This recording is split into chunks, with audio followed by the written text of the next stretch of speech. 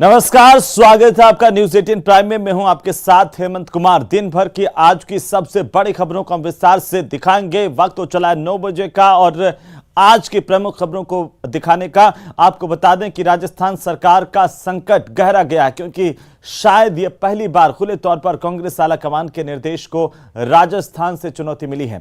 हम आपको पूरी खबर दिखाएंगे, इसकी इनसाइड स्टोरी को भी बताएंगे, लेकिन सबसे पहले हम आपको दिखाते हैं गहलोत सरकार के करीबी मंत्री शांति धारीवाल का धमाकेदार हमला।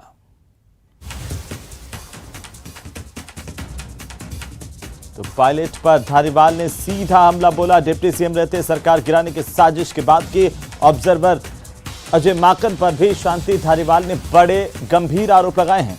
पायलट के समर्थन में प्रचार का दबाव बनाने के गंभीर आरोप शांति धारीवाल ने माकन पर लगाए हैं। साथ ही उन्होंने कहा कि गद्दारी करने वालों को पुरस्कार दिया जा रहा है।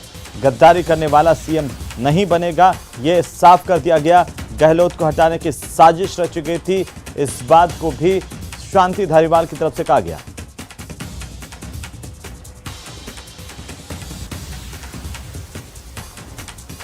दिल्ली और जयपुर की लड़ाई खोल करके सामने आई। पायलट के समर्थन में प्रचार का दबाव बनाने के गंभीर आरोप माकन पर लगाए गए हैं। आलाकमान की तरफ से अजय माकन और मल्लिकार्जुन खड़गे को ऑब्जर्वर बनाकर के भेजा गया था। अब ऑब्जर्वर माकन ही सवालों के घेरे में आ गए हैं।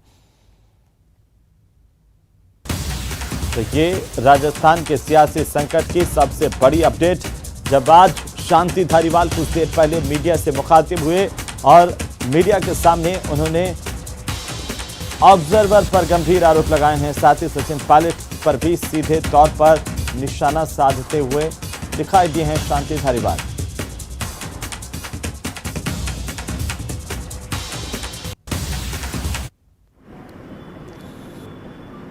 राजस्थान में कांग्रेस की सरकार के ऊपर जब संकट आया था तो हमारी कांग्रेस की प्रेसिडेंट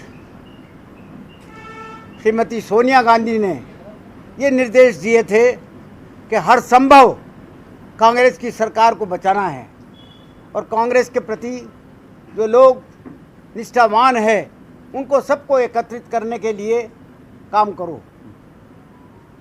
उसी दृष्टि से हम 34 दिन तक लगातार होटलों में रहे। जो गद्दारी करने वाले लोग थे, जो मानेसर में इकट्ठे हो गए थे और जो सरकार गिराना चाहते थे, जिन्होंने ये स्टेटमेंट दिया था, chief minister, deputy chief minister होते हुए, प्रदेश कांग्रेस कमेटी के अध्यक्ष होते हुए ये स्टेटमेंट दिया था कि गहलोत की सरकार अल्पमत में आ चुकी है, उसको इस्तीफा दे देना चाहिए। ऐसे व्यक्ति के खिलाफ जब माहौल बना और विधानसभा का सत्र बुलाने लगा, की तारीख आने लगी, तब उन्होंने सरेंडर किया और सरेंडर करके, बिना शर्त सरेंडर करके, और फिर कांग्रेस का साथ सदन में ज़रूर दिया। लेकिन उन लोगों को जो मानेसर में इकट्ठे हुए और 34 दिन तक सरकार गिराने का षड्यंत्र करते रहे, सरकार के खिलाफ बाकायदा बराबर स्टेटमेंट देते रहे कांग्रेस की सरकार के खिलाफ, बावजूद डिप्टी चीफ मिनिस्टर होते हुए और प्रदेश कांग्रेस के अध्यक्ष होते हुए, आज उनको चीफ मिनिस्टर बनाने के लिए यहाँ पर सेक्रेटरी जनरल इंचार्ज आ गए। सेक्रेटरी जनरल इंचार्ज पर मेरा चार्ज है कि वो पक्षपातपूर्ण तरीके से यहाँ के विधायकों से बात कर रहे थे और उनको इन दिनों में, कई दिनों से लगातार ये सूचनाएं आ रही थी कि वो सचिन पायलट साहब के पक्ष में जो है प्रचार करने के लिए जो है कहा करते थे, जुड़ने के लिए कहा करते थे, विधायकों को जुड़ने के लिए कहा करते थे। हमारे पास इस बात के सबूत हैं। 50 साल की राजनीति हो गई, इन 50 सालों में एक बार भी अनुशासनहीनता का चार्ज मेरे पे नहीं लगा।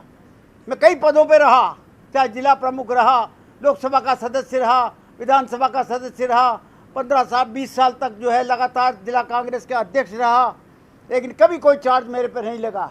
लेकिन आज जब ये देखें कि एक जनरल सेक्रेटरी इंचार्ज खुद ही कन्वेंसिंग कर रहा है और ऐसे लोगों को यहाँ के चीफ मिनिस्टर बनाने का मिशन लेकर के आया है, तो निश्चित तौर पर लोगों की भावना भड़क रही थी और लोग विधायकों को नाराज होना ही था।